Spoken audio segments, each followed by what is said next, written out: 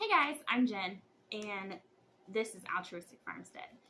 Today, I want to talk to you guys about some of the flowers and herbs that I'm going to be planting in our garden this year. I've been really interested in herbal medicine for a while, and last year I bought this book.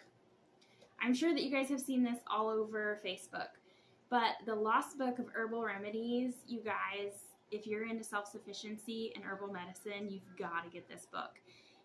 It's amazing. It has a wealth of knowledge in it, and I don't know if I'll ever get to the point where I can memorize everything out of there. So I took notes because I want to point out some really good benefits of each of these things that I'm planting. So without further ado, let's get started. One of the things I'm going to grow this year is mullein. And while it does grow naturally in our area, while I could go out and forage for mullein, it's not very plentiful. It grows spotty here and there. So my dream is to have an herbal garden, and I want all of these things in one place where I can get them easily, where I can harvest them and preserve them and whatnot. So I found some wild mullein growing this year, and I grabbed some of the stalks. And you probably can't see it, but down here in this bottom corner, there is a ton of seeds. So those will be going in the garden this year. If you didn't know, mullein can be used for many things. It can be used to make smudge sticks, which is how I learned about it through my neighbor. But also, it can treat things like cough, bronchitis, pneumonia, earaches, colds, flus, fever, allergies, sore throat. It can even treat migraines and joint pain. And so I will be experimenting with all of those things. And on a funny note, the leaves are long and fluffy and soft. And so it's even said that some people have used them as a toilet paper substitute. So if we ever have a toilet paper shortage again, you'd be covered there too. Next, and you'll see that I have a lot of seeds from Baker Creek Seed Company. That's because I love them. Borage, the sun or the light in here is awful, so it's reflecting badly. But not only is it a beautiful flower, but the flowers and the leaves are edible, and it can be used to treat cough or fever, cough, and depression, and it can even prevent inflammation in the lungs. So they're supposed to be delicious and they're medicinal. So it's not often you find something that tastes good and it's good for you, right? So that's why we'll be growing borage. Next are marigolds. You can see that we grew a lot of marigolds this year, and I saved a lot of the tops. I will be replanting marigolds all over the place. Marigolds are a really great companion plant to many plants like tomatoes, cucumbers, nasturtiums, and carrots. And they add a pop of color to your garden. So they're beautiful, and they benefit the plants around them, and they have medicinal properties. So that's enough for me to want to grow them. Some of the medicinal properties are that they can promote skin healing, and it's an anti-inflammatory. It also reduces eye infections and has other great benefits. So marigolds are definitely a go, and there's so many varieties. So you can have orange ones and yellow ones and multicolored ones, and I don't even remember. This is just a hodgepodge of all of the ones that we grew last year. So we're going to have colorful marigolds everywhere. Next, this I want to tell you guys. Ashwagandha. Let me show you the package. I got these seeds from Baker Creek Seed Company last year. I learned about this awesome plant in this wonderful book I told you about. And it can be used to treat things like cancer. I mean, studies have shown that it has been useful in treating breast, lung, stomach, and colon cancer, among other things. So it reduces free radicals in your body, which help fight cancer cells and stop them from growing. So this is really awesome. It can also be used to balance your hormones, boost your immune system, and it has anti-anxiety and antidepressant properties. So from somebody who's suffered from anxiety for a long time, I am really looking forward to trying to grow this and learn how to use it because I'm all about herbal medicine. So next are dandelions. Some people call me crazy because dandelions are a weed, but they are a delicious medicinal weed.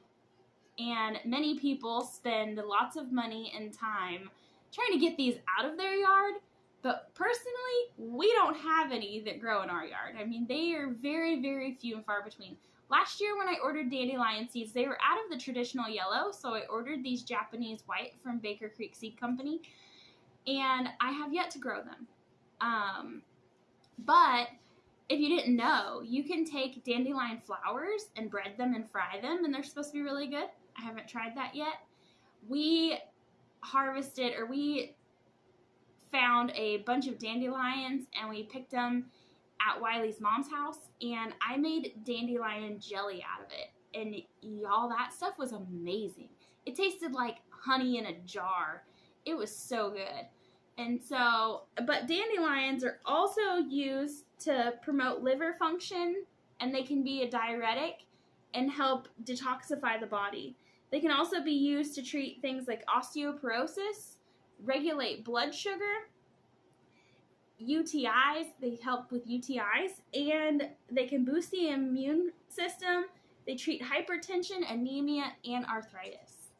So it's kind of funny how, you buy pharmaceuticals, your doctor just is so fast to give you a prescription for something, and it's got all kinds of bad stuff in it. But you can literally walk through your yard and find things that are good for you, and you just have to pick them and prepare them.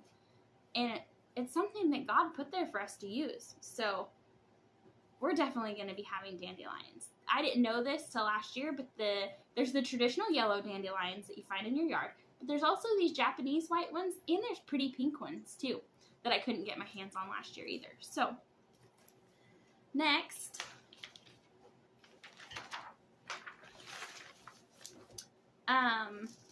last year I bought these sacks from American Meadows, and it's like a whole pound of seeds. And so this bag, the tops have been ripped off, but this bag is calendula.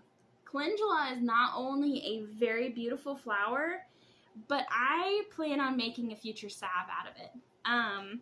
It can help with skin diseases, cuts, rashes, wounds, burns, cold sores, and even herpes.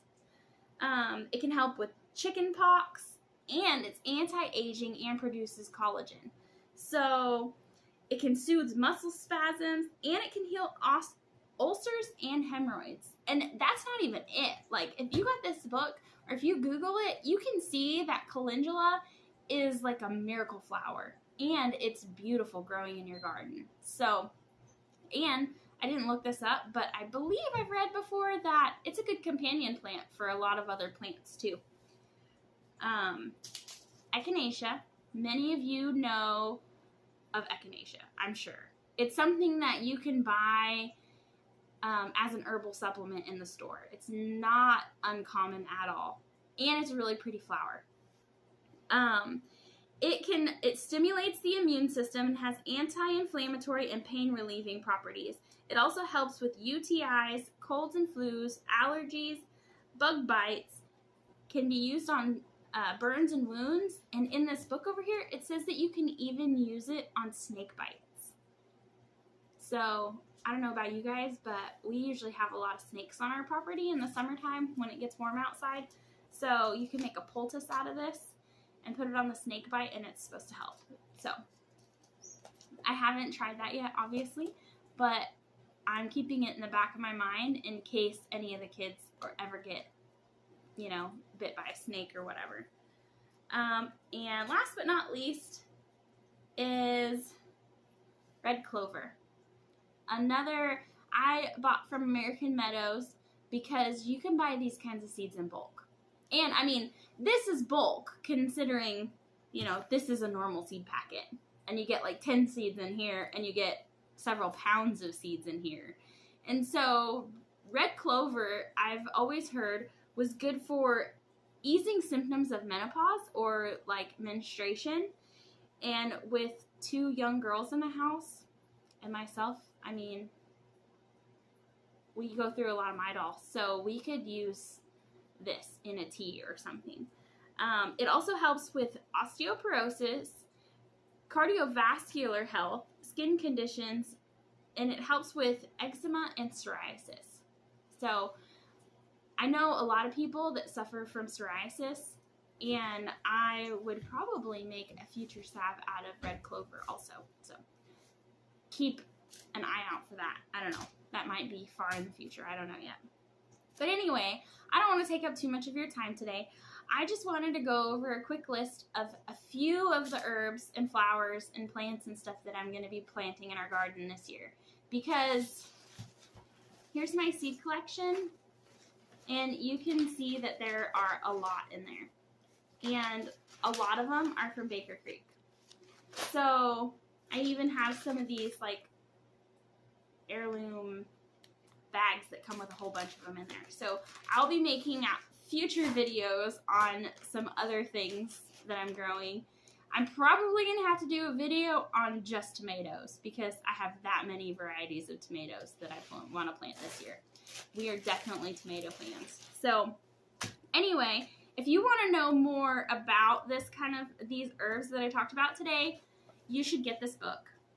And if you can't afford to buy the book, I think it was like $30, then you can just Google this stuff and learn a lot. But this lady, Dr. Nicole Appelian, she seems like she knows what she's talking about, and she suffers from MS, and she used a lot of the remedies and herbs and stuff that she included in this book to treat her own health conditions. So yeah, that's all I got for you guys today.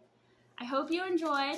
Please like, subscribe, leave a comment. Let me know what medicinal flowers, herbs you're growing this year, and maybe you can give me some ideas for some more stuff that I need. Keep in mind, this isn't full video on what I'm growing. It's just, these are a couple of my favorites that I decided to talk to you about today.